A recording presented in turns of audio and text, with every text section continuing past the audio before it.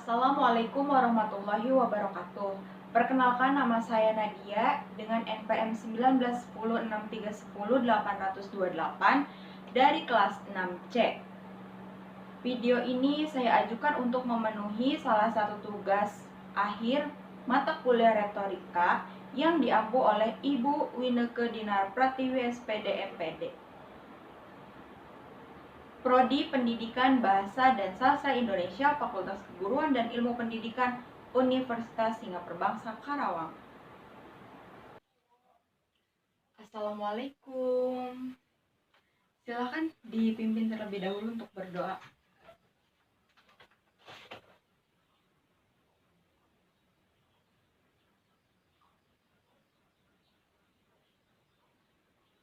Waalaikumsalam warahmatullahi wabarakatuh.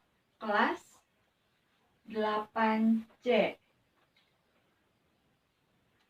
Sekarang hari Jumat ya, tanggal 28 April. Ibu absen dulu ya.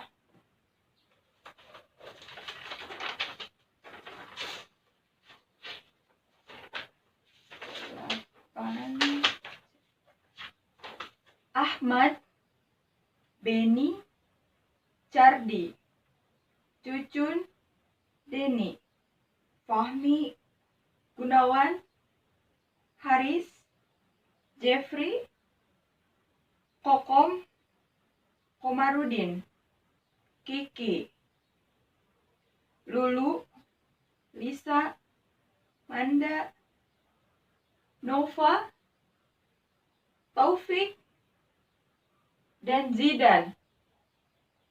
Berarti yang tidak hadir ada 2 orang ya. Ya. 30. Nah.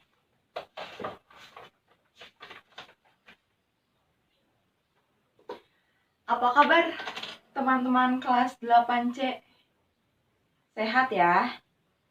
Harus tetap semangat walaupun udah jam 12 siang ini, kita harus tetap semangat dan tetap fresh sampai sore hari nanti. Nah, masih membahas mengenai dua pertemuan kemarin. Ada yang masih ingat kemarin kita membahas apa? Iya, membahas mengenai teks ulasan. Setelah 2 pekan kemarin, ada yang sudah tamat lagi pembacaan bacaan novel ya. Iya, Lulu baca apa, Lu? Kali ini Lulu baca novel Laskar Pelangi. Iya, karya Andrea Hirata. Bagus ya, Lu. Ada lagi? Haris. Oh, Haris baca novel Tentang Kamu karya Tereli. Bagus. Itu kan sampai 500 halaman lebih ya kalau nggak salah. Bagus. Kadang kegemaran membaca itu muncul saat kita membaca yang kita hobi dulu, yang kita senangkan dulu gitu.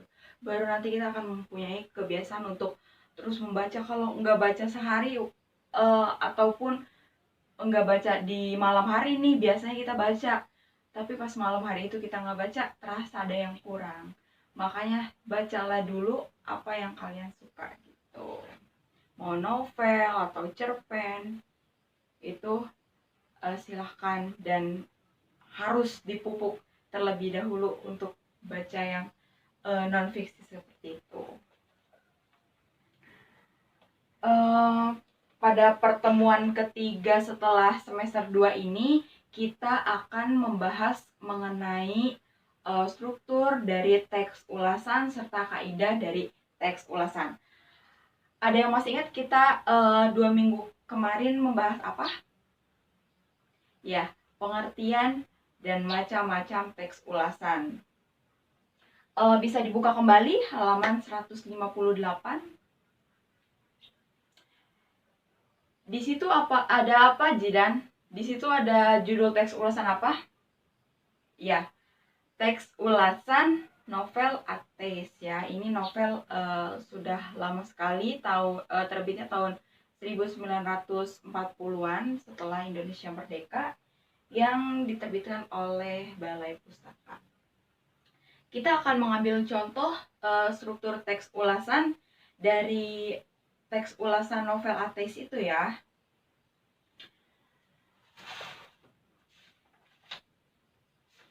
Sudah dilihat? Oh ya, sebelumnya Ibu akan membagi kelas 8C ini menjadi 6 kelompok. Ada yang ingin mengajukan untuk menjadi ketua kelompok sebelum Ibu tunjuk? Ayo silakan. Masa tidak ada? Kalau tidak ada, Ibu yang akan menunjuk yang akan menjadi ketua kelompoknya. Tunjuk aja ya. Ketua kelompok pertama Ahmad. Ya, ketua kelompok 1. Yang kedua Fahmi, yang ketiga Haris, yang keempat Lulu, yang keenam Nova, dan yang keenam adalah Taufik. Untuk anggota kelompoknya akan Ibu tulis di papan tulis ya. Nah, ini adalah pembagian kelompok untuk kelas 8C. Ada 6 kelompok ya. Sekarang silakan untuk duduk dengan masing-masing teman kelompoknya. Udah? Yang 2 orang itu silakan masuk ke yang masih... Oh, ini udah ya. Yang tidak hadir nanti Devi dan Diva silakan beritahu ya untuk tugasnya nanti di akhir pembelajaran. Ibu akan memberi tugas yang akan kalian selesaikan di rumah.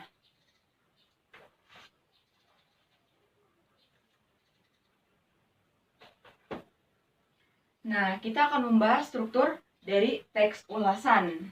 Sekarang udah dilihat di halaman 158 teks ulasan novel ateis yang kemarin kita bahas. Nah, struktur teks ulasan itu ada 5.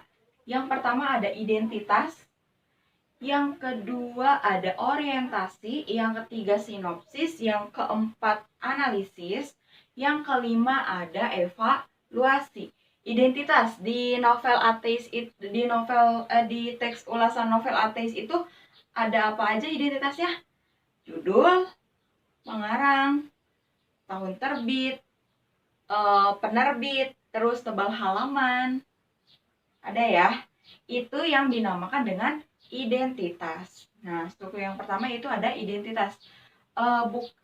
Tidak hanya di teks ulasan novel ya, kalau di lagu juga biasanya di sisi selalu ada identitas, namun tidak selalu posisinya di atas seperti teks ulasan dari novel. Yang kedua itu ada orientasi. Nah, biasanya orientasi ini adanya di paragraf pertama. Kalau di teks ulasan yang kita ambil contoh ini ateis, yaitu menjelaskan keberadaannya sebagai novel yang bestseller atau yang sangat banyak penggemarnya tuh. Dan juga novel ini pada zamannya mendapatkan penghargaan yang cukup bergengsi gitu. Banyak sekali penggemarnya dari kalangan muda maupun yang sudah mulai lanjut usia. Kemudian ada sinopsis. Sinopsis di sini tentang gambaran ulang pemahaman penulis ke dalam novel. Kemudian yang keempat ada analisis. Nah, analisis di sini biasanya kalau dalam novel itu berupa tema, alur, penokohan, dan lain sebagainya, menjelaskan unsur-unsur yang ada dalam novel tersebut.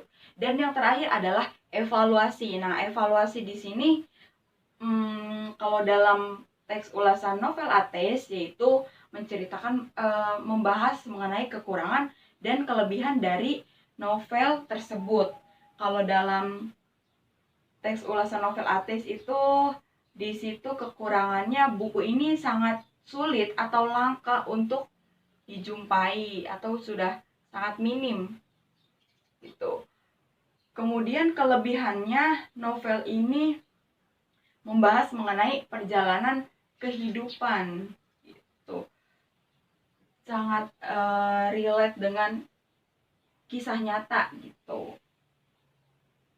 Dan juga banyak sekali pelajaran hidup yang dapat diambil dari novel Ateis ini. Makanya novel Ateis ini sangat banyak penggemarnya dan selalu mendapatkan penghargaan. Seperti itu ya. Ada yang ingin bertanya tentang struktur dari teks ulasan? Ya.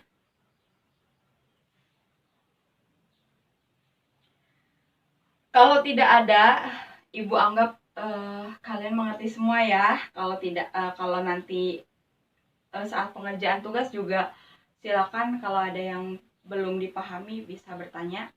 Sekarang Ibu akan membagi 6 kelompok ini dengan judul novel yang berbeda-beda. Ada yang ingin mengajukan untuk kelompoknya memberikan judul apa? Apa, Riz? Oh, ya. Haris ingin menganalisis membuat teks ulasan dari novel Tentang Kamu karya Terelia ya. Oke, ya. Terus ada lagi? Ya, lu. Boleh. Lu mau novel Hujan dari Boy Chandra, silakan. Buat kalian yang belum mendapatkan judul atau belum kepikiran atau belum menemukan, masih merundingkan dengan teman-teman kelompok judul apa yang akan dipakai atau novel apa yang akan diulas, Ibu beri waktu selama 15 menit untuk kalian berdiskusi mengenai judul tersebut. Silakan tugasnya dikerjakan. Jika waktunya tidak cukup, dilanjutkan di rumah secara berkelompok ya. Ingat, secara berkelompok, tidak ada yang tidak ikut mengerjakan. Semuanya harus kompak gitu. Minggu depan kita ketemu lagi dan masing-masing perwakilan kelompok akan mempresentasikan hasil kerja kelompoknya. Silakan dipimpin terlebih dahulu untuk menutup pembelajaran.